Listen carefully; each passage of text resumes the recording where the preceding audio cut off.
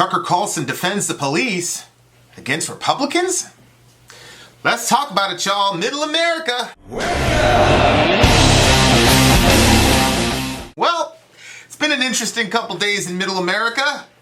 The last couple videos have really been about the story in the media, but also the medium of the media, namely the people who give us the media and their agendas, and us trying to figure out their agendas from the truth.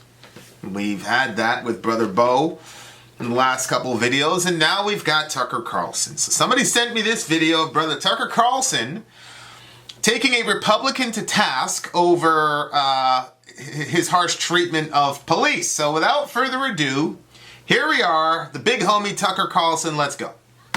No institution in American life has come under more ferocious attack from the mob than local police department.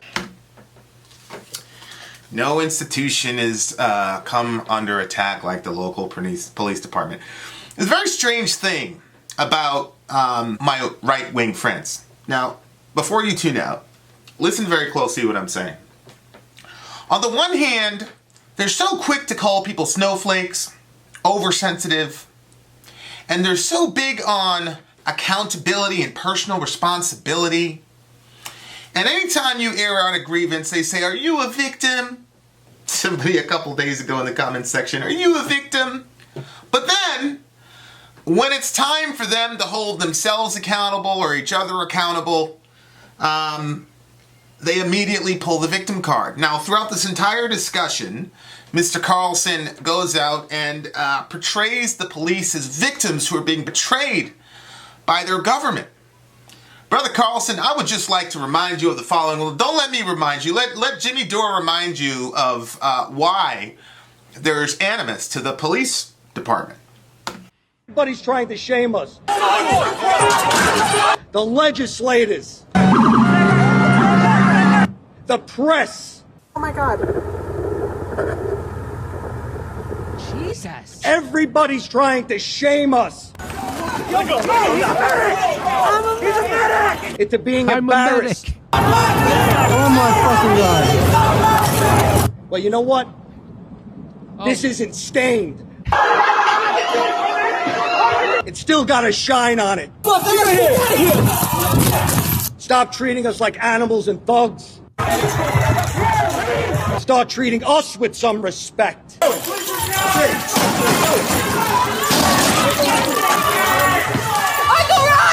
It's disgusting.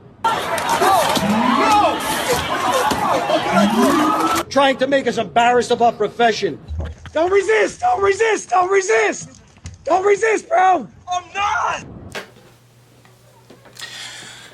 There's that, and there's also this.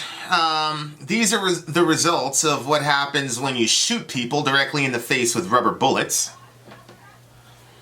But listening to Tucker Carlson, he would assume that these police are just good guys and they're just being victimized. We remember what happened to brother 75 years old who, the last time I read the report a week ago, he still can't walk. They cracked his skull open and then they just kept walking like nothing happened. One of those pictures had an officer in New York who's finally facing assault charges when he shoved that 110-pound girl to the concrete and concussed her head. But the way that Tucker Carlson speaks, you would assume that these poor cops are doing the right thing and they're just being victimized by the community. By the way, everybody in that particular unit resigned from that unit because the officers were charged for assaulting that 75-year-old man. And when the two officers who obviously clearly assaulted a defenseless old man came out, I think all 52 of the officers were there and they gave them a nice little hand clap. This, Mr. Carlson, may be why the public is now starting to turn against the police. And by the way, 80% of the victims of what I've just showed you in this role were white. So that might have something to do, Brother Carlson, with why there's so much animus toward the police currently. Here's the other thing. This is a tactic in psychological operations as well as in politics called verbal engineering. And I don't want to get into the philosophy, but basically there's an ideology, and most of the time it's right, that words actually create reality in the real world. So there's one philosophy that says words are descriptive of reality, and there's another philosophy that says actually words create reality itself. And here is how this works in propaganda. You will notice that Mr. Carlson will never refer in this video to Black Lives Matter or other civil rights protesters as protesters. He consistently refers to them as the mob. Now, why would he do that? Well, here's a couple reasons. One, the term mob has a negative freight attached to it.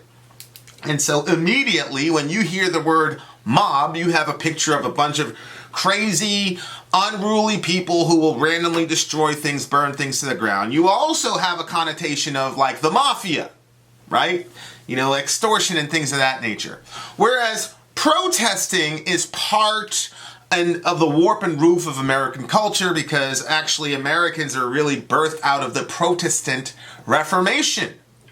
So protesting actually has positive freight in the mind of Americans, especially politically inclined Americans. So he does not call them protesters, he calls them the mob. And what's interesting is Mr. Carlson, if he was to see the video montage that Jimmy Dore just showed, he would say, Vincent, those are a few bad apples. We keep hearing about the few bad apples. I mean, an entire unit went and supported the 2 bad apples, but we keep hearing about the few bad apples. But the rest of them are good. But then Mr. Carlson refuses to use the exact same standard for BLM.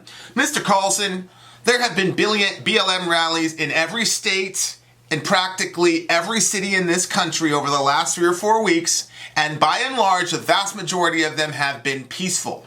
What Mr. Carlson also will not tell his listeners is that in every single BLM rally, there are always counter-protesters who go out of their way to instigate physical altercations because it's awesome fodder for the news so that BLM can be characterized a certain way. And Mr. Carlson certainly is not going to tell his folks about the COINTELPRO programs that was used against Malcolm X, Dr. King in the 60s in the civil rights movement, where they had agent provocateurs who went and did the same thing. He will never ever say that. So what he will do is he will characterize every BLM protest and protester as the mob so as to create that reality in the minds of his viewers. You know what's very interesting? So Dr. King was trying to get the Fair Housing Act passed, added as civil rights legislation for housing for Negroes during the 60s, and he tried and tried and tried for 4 years and couldn't get any movement. And then he was killed. You know what happened after Brother King was killed? It was called essentially the Holy Week Uprising. It started on April 4th. People rioted, they looted, they burned down buildings, they destroyed neighborhoods. There were riots in about 100 cities, starting from April 4th to somewhere in the middle of May. And you know what happened? You know what happened? People said, here's what people said: nonviolence is a dead philosophy, and it was not the black people that killed it. It was the white people that killed nonviolence, and white racists at that, to be more specific. And these people had had enough, because you had a non-violent guy like King who was even condemning Malcolm X. Malcolm X was saying, I'm going to defend myself by any means necessary, and he had the shotty, and even that Dr. King was against, and then they killed it. So you know what black folks said? Well, enough of this non-violent stuff. They started rioting. They caused about $40+ million in damages. You know what happened? On April 10th, the Fair Housing Act was signed into law. So for 4 years, Dr. King worked non-violently and couldn't get any traction, and in less than a week, Fair Housing Act was passed after some rioting. Now, I'm not endorsing rioting. I'm not saying it's good. What I'm saying is, how do you think Mr. Carlson would have characterized those rioters if he was around in the 60s? What do you think he would have said about them? I think he would have called them a mob and a group of unruly Marxists, because you do realize that Dr. King said a lot of nice things about Marx. But it's easy to memorialize a Dr. King now and to commiserate with the suffering of the people in the civil rights movement because your fathers did that, Mr. Tucker, and not you. And Tucker doesn't want his audience to realize that he is a continuation of the talking heads who had no affinity whatsoever for the struggle. What you're seeing here is a clip of how the police were functioning as the military wing of the white supremacist agenda during the 60s. How do you think Mr. Carlson would have characterized those individuals? I think he would have called them a mob. I think he would have talked about law and order. Don't you? Now, I'm not saying that Mr. Carlson is a racist. What I'm saying is he would have definitely been on the side of the racists if we put him in a time machine, because he's demonstrated nothing contrary to what they would have done. He's characterizing everybody in BLM as as basically racist mob rioters who don't care about anything. They just want to destroy things. And he's pretending as if there's no legitimate grievance. We continue. So what are Republican office holders doing in the face of this unprecedented attack on our laws and on public safety itself? Well, not a lot. Few have stepped up to defend the police from totally bogus accusations of, quote, systemic racism. Some are repeating that slur. One Republican, though, has gone farther than that. As we told you last week, Senator Mike Braun of Indiana has introduced legislation to make it easier for left-wing activists to sue police officers. Okay, now what's being talked about here is a term called qualified immunity, which I'll explain to you in a second. Now, qualified immunity has come into play now because for obvious reasons, as you'll see in a moment. But what I want to show you right now is a man by the name of Schweiker, Jay Schweiker. And Jay Schweiker is the political analyst for the Cato Institute. Here's how the Nation describes the Cato Institute. The more you get to know the real Cato Institute, the more you see a rank, powerful, right-wing corporate front group deeply woven into the Republican Party machinery. As unprincipled and cynical in its relentless service of the 1%'s interest as it is hostile to the progressive cause, end quote. So this individual is a policy analyst for the Cato Institute. Now, please note that Tucker Carlson is characterizing the advocates of qualified immunity as leftists who just want to bring up frivolous lawsuits to police. Okay, here's what the policy analyst for the Cato Institute has to say about qualified immunity. By the way, this was shot in May 2019, before all this stuff became popular. Here we go. What should happen when a government agent violates your constitutional rights? Today, we call that law Section 1983. It says in plain terms that any state actor who violates someone's constitutional rights, quote, shall be liable to the party injured. That's it. And the reasoning behind this law is obvious. People whose rights are violated deserve a remedy, and that remedy promotes accountability among public officials. But the Supreme Court has effectively gutted Section 1983 through the invention of a doctrine called qualified immunity. This innocuous-sounding term is a defense that state officials can raise in civil rights cases, even if they've broken the law. According to the Supreme Court, but contrary to the plain language of Section 1983, routinely get away with horrific misconduct. The Supreme Court's rewriting of Section 1983 denies justice to individual victims, and it undermines our best tool of ensuring public accountability. That's the Cato Institute saying that, and that was over a year ago. So now, if you are a person who almost exclusively listens to Tucker Carlson, what that means is you're going to immediately associate the term qualified immunity with leftists who just want to bring up frivolous lawsuits. Now, Mr. Carlson is eventually going to get into an altercation with this Republican guy pretty soon here, and we're going to talk about that in a second. I also want to bring to your attention Justin Amash. Justin Amash is a libertarian. I shot a video about 4 or 5 weeks ago where I incorrectly stated that brother was a Republican. He's not. He's a libertarian. Libertarians are generally characterized as being extremely far right because of their mega small government understanding. And Mr. Amash here's his website. He put out bipartisan legislation to end qualified immunity. Mr. Amash, I'm sure, is to the right of Tucker Carlson on a whole bunch of topics. But here's Tucker dishonestly characterizing this as a leftist issue when the Cato Institute, Jay Schweiker, Justin Amash, and a whole multitude of other folks on the right, because they actually believe in conservatism, which one of the main principles is small government, where the government reports to the people and the people do not pledge complete fealty to the state. If you're a true conservative, you will be protected against fascistic ideologies like that.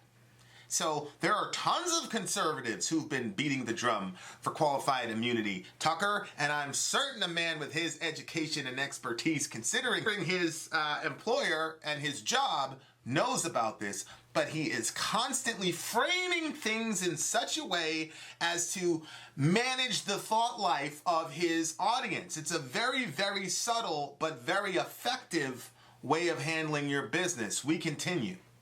We must do this, Senator Braun explained, in part because Rayshard Brooks' death was egregious.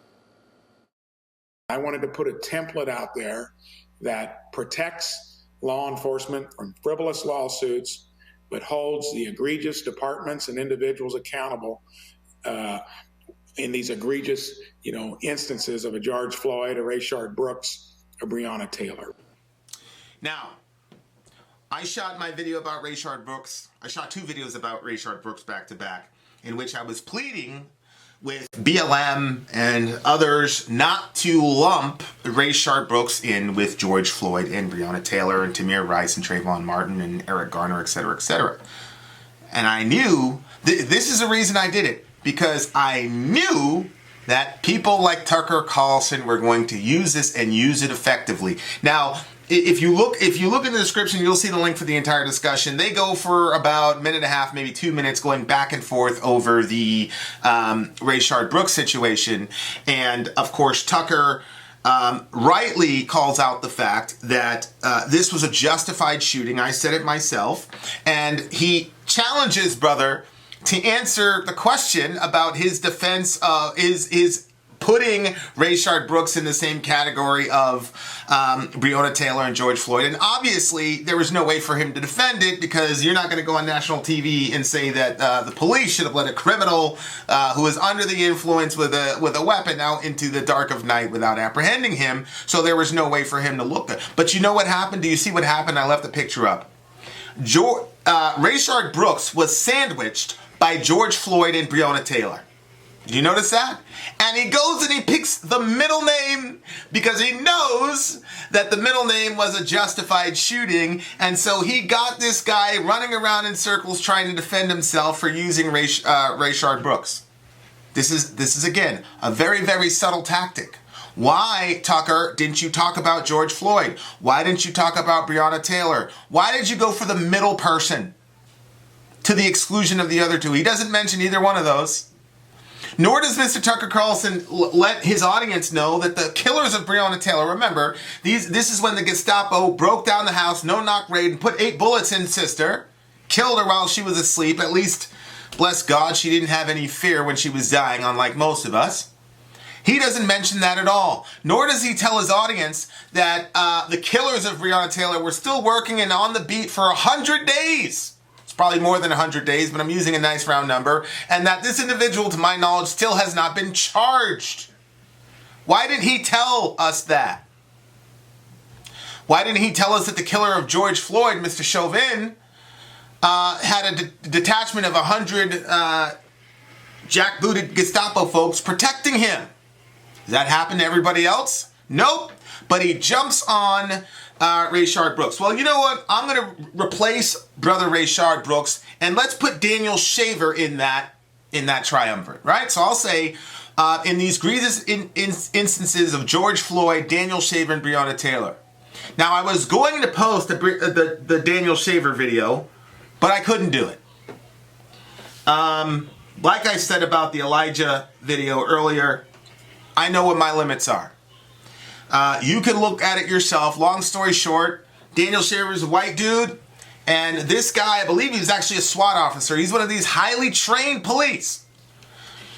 And brother was told, get your hands up, put your hands on your belly, left hand in, right hand down, blah, blah, blah, blah, blah. He gave him all these ridiculous commands, and the guy is literally on the ground, I'm scared, begging for his life, and the cop killed him anyway, and of course he got off, partially because of qualified immunity.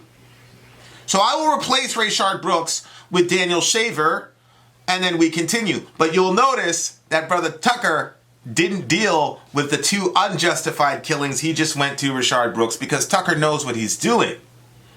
Before I ask you about qualified immunity and your attempts to water it down, I was very surprised by that endorsement that you gave on camera of Black Lives Matter. Black Lives Matter has, of course, called for the murder of police officers. Black Lives Matter has, of course, called for the murder of police officers. Now, does brother give us a reference point for that to substantiate that claim? No.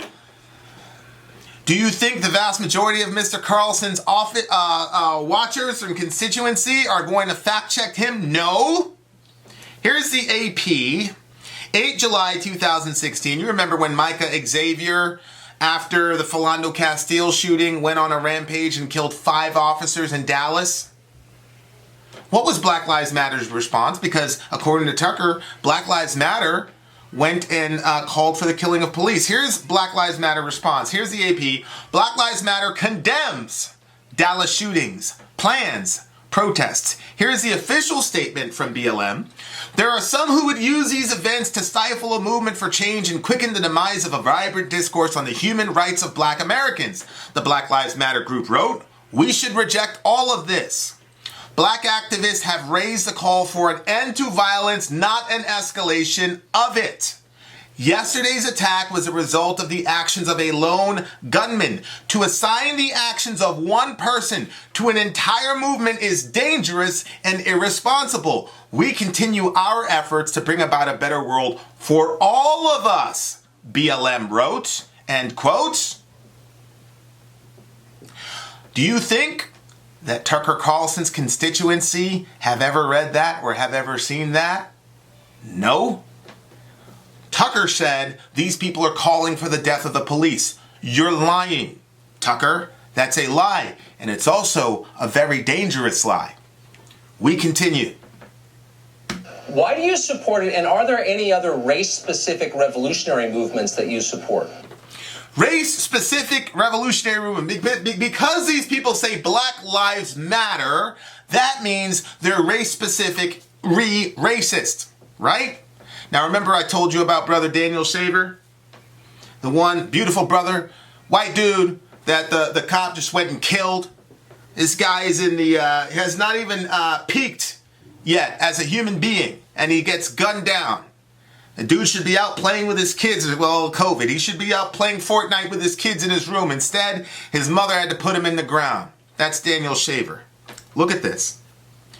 Black Lives Matter supporters call attention to graphic video of Arizona shooting.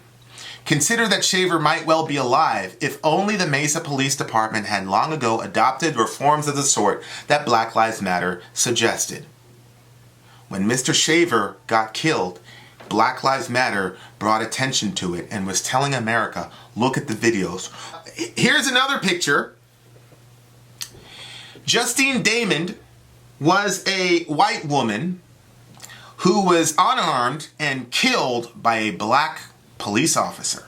Yes, ladies and gentlemen, white unarmed lady murdered by a black police officer. And you know what happened? You see all these people marching? You see that black lady there that says justice for Justine? That is Philando Castile's mother. See the white lady there? That is Justine Damond's mother. So you got these two mothers who have lost children, and they're arm in arm.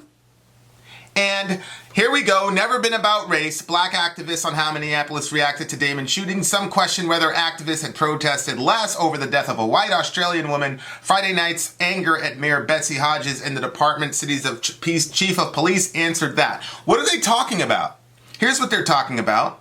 Here's the mayor after the Justine shooting, where the black officer killed a white lady. Here's the mayor, and she's saying, I am going to get the resignation of the chief of police. Listen to what happens. And I asked Chief Harteau for her resignation. She tendered it, and I have accepted it. I don't want you to appoint anybody anymore. Your leadership has been very ineffective, and if you don't remove yourself, we're going to put somebody in place to remove you. We do not want you as the mayor of Minneapolis ever again. We will never even move out of our city. Your police department has terrorized us enough. Your press conference is ineffective because you don't let the people in. And you didn't want to hear us, so you hear me now. We do not want you as the mayor of Minneapolis, and I ask you to resign.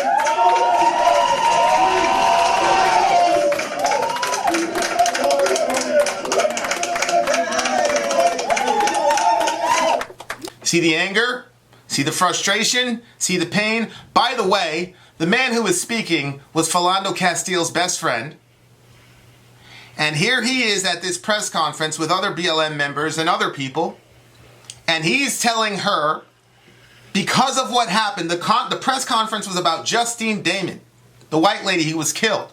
BLM showed up with the same emotion and the same anger and the same political activism. Notice nobody was killed. And they interrupted and said, you got to get out of here. We can't take this anymore. This is for Sister Justine.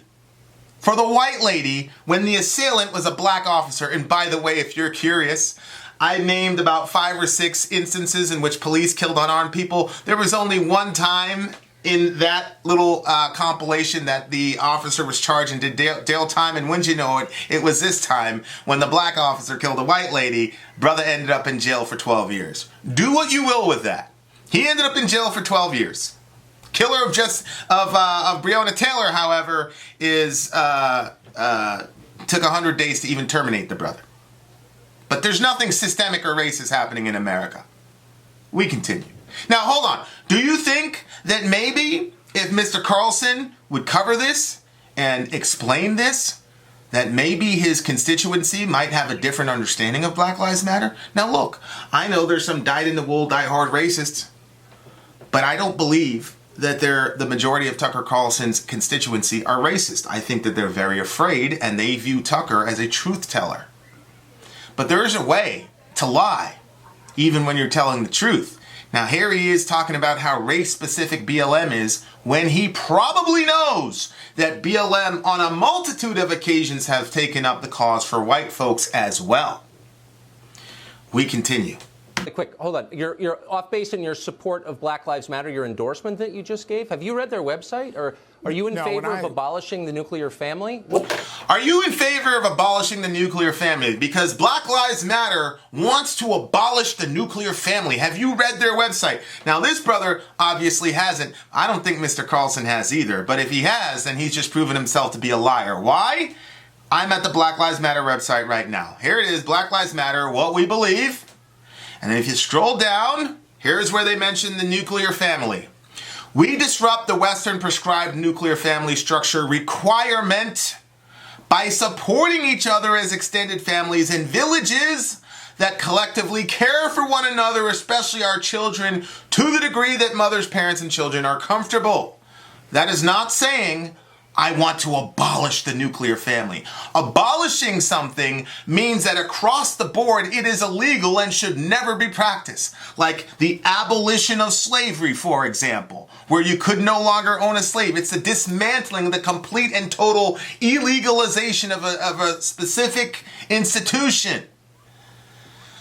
That's what abolition is. Tucker Carlson's a smart man. He knows what abolition means. Now it's either brother really has not read what BLM said and he's just ignorant and speaking from his ignorance, or more cynically, he knows exactly what they said and is begging on the fact that his folks aren't going to check what he said. We continue. But if you care what they think, why don't you write something they'll endorse? And that doesn't necessarily mean we won't get there. That's not going to be done today. The Democrats now think they can win with it in the election, and that's why we needed to be engaged now in a way that would have kept it on the table. So you need to write a bill that law enforcement won't endorse. The country's burning, not because cops are burning it down, but because the mob is. But you think the morally culpable party is the police, so you're making it easier for left-wing groups to sue them. Do you see again? The country's burning down because of the mob, not because of the police. Again, right-wingers, where is your accountability? Where is your accountability, right-wingers? You are, look, I tell my sons this all the time. My sons and I, we have Bible time, and I said, look, the scripture says that God has made you the head of the household. And I got one son that's like, yeah, that's right, I have the authority. And I said, when you have the authority, you get held accountable to a higher degree than everybody else. So if something screws up in your family on a major level, I'm coming for you. I'm not going to come for your wife or kids. That's what I teach my kids about personal responsibility. Isn't that supposed to be like a far-right conservative viewpoint? None of my LGBT friends are cool with that. I've had to have 2-hour discussions for some of my leftist European friends where I had to explain a statement like that. That's a far-right conservative viewpoint. But when it's time to apply that principle socially, all of a sudden Tucker Carlson gets very, very snowflakey. Oh, it's not the police's fault. Concussing young girls, cracking skulls open, raping a girl in Brooklyn. Yes, they raped this girl for a couple hours, dumped her on the side of the street, and then they got off. Notice again the characterization of the mob. There's no accountability for police, and it's just the mob, this crazy mob. Okay. Well, here's a statue of Samuel Adams, a monument to Samuel Adams, and I'm sure Mr. Carlson would go crazy if someone were to ever destroy a statue of Samuel Adams. Let me read something about Brother Samuel Adams. Here's the History Channel again, and here we go.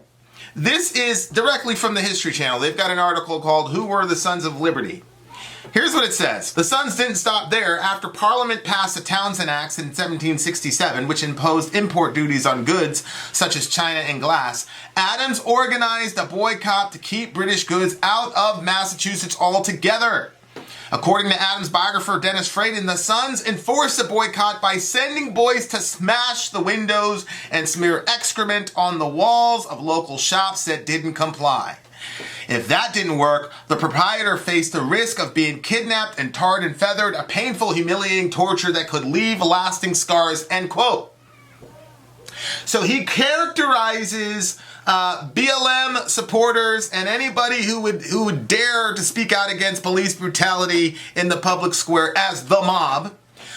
How have you ever heard him refer to the founding fathers as the mob? These guys, remember I gave 2 definitions of the mob. One was this unruly group of people who were causing destruction all over the place. And 2, the mafia. This was extortion. Mr. Adams, aside from being a mobster in the chaotic sense, was also a mobster in the soprano sense. You know, where they show up to your store and say, it'd be a pity if something happened to your store. Maybe you can pay us. Mr. Adams went and extorted people in the exact same way. It would be a pity if something happened to your store. Hopefully, you will continue with the boycott that I'm imposing on you. Have you ever heard him call the Sons of Liberty or the Founding Fathers the mob? Or does he constantly heroize, idolize, and galvanize people around them? Now, you know what's interesting? Whenever you bring up slavery or acts like this, these people will say, well, I don't necessarily have to agree with everything they say to recognize that they had a good cause. Fair. Why doesn't Mr. Carlson apply the same weights and measures to people today? What's the only variable between Samuel Adams and a Hawk Newsom, for example? I'll let you figure that out. What they're getting by with on the other side is trying to generalize on the specific, and they'll get away with it if we decide to do nothing. That's just a general disagreement in approach. What about, are you making it easier for business owners to sue the mob for burning their businesses down? I haven't noticed that bill coming out of the Senate. Hey, if we're not in the discussion, Tucker, we're going to be on the sidelines like we are on so many issues as conservatives because we fail to engage and they run circles around us in the end run. You think you're going to keep the Senate in the fall on this platform? I think we're going to keep the Senate if we at least are willing to engage in issues that are important to the American public and that we don't always stand on the sidelines until it's too late. Now, what you just saw in the last clip was the difference between an ideologue and a politician. This man rightly points out that public sentiment is angled a certain way about the police. because of the numerous cases of abuse and the fact that that whole departments seem completely unrepentant, are actually angry at the idea that they would be held accountable. You will notice that Mr. Carlson said, oh, is it going to make it easier for people to sue when their property is destroyed? Mr. Carlson, there is no qualified immunity for regular citizens. That only happens to a special class of citizens called the police. So that is what they call a red herring argument that has nothing to do with the subject at hand, but is designed to make his unthinking listenership, and I am not saying that everybody who listens to Tucker Carlson is unthinking, because I listen to Tucker Carlson. Tucker Carlson, in my opinion, probably saved us from a war with Iran. But what I'm talking about is Tucker's banking on the idea that a very large segment of his constituency will never fact check him and will never look at what he says critically. So he brings up this idea, well, what about the mob? Are you're gonna get them sued? The mob doesn't have qualified immunity. They're not protected by that statute, brother. And the last thing I'll say is, this Republican is very intelligent, because if you watch the whole video, he brought up Obamacare. And he was saying, look, we were behind the 8 ball on Obamacare, and that's why he kicked the crap out of us 2 cycles in a row, because Americans were worried sick about health care, and we did nothing about it. So now look, I didn't talk about this, but you'll notice at the beginning of the video, Tucker said you're trying to water down qualified immunity. This guy is actually, I would rather have a Tucker Carlson type guy than this guy, because this guy is a lot more dangerous to the hope of getting qualified immunity. Because what he said was, look, I'm not going as far as qualified immunity. I'm having some middle road compromise. That's not good. It needs to be completely abolished, because there is no part of that doctrine that will not be used and weaponized by these people. So the whole thing needs to be abolished. So what he's doing as a shrewd politician is saying, look, I don't want to completely abolish it, because after all, it's the military wing of white supremacy. But we got to give these people something, because there's no way in the world that we're going to get away without police reform now. That's what he said. So these people don't care about you or us, but this is how you leverage power. You know, BM Fan gave me this phrase about 1.5 years, 2 years ago, where he says, you have to make your opponents pay a political price. So these protests and these rallies, and by the way, these rallies went global. I guess there's a global mob too, over there in France, these people protesting for us. So this guy is saying, look, man, we got to get ahead of this thing, or else, because if we go against this, the public sentiment is against it. We're going to get murdered in the presidential election, and we're going to lose a house. We could end up with a Democratic supermajority if we don't get ahead of this thing. He's right, but Tucker Carlson is an ideologue, and he understands how his viewership is going to interpret what he's doing right now. All right, there you go. Y'all, we got to be so careful when we're watching these folks. We have to be careful.